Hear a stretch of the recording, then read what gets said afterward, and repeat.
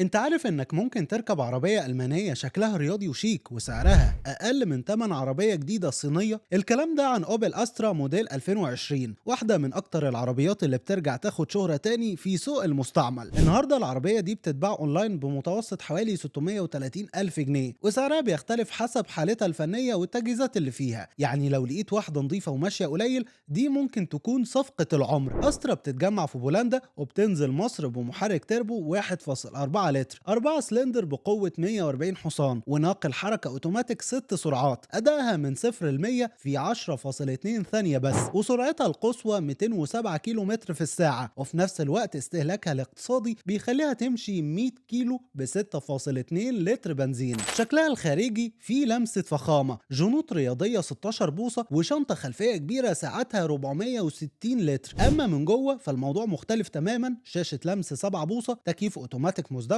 بلوتوث ويو اس بي واي يو اكس، فرامل يد كهرباء، زجاج كهربائي، ونظام تحكم كامل من عجلة القيادة. ودلوقتي قول لنا رأيك في سعر العربية.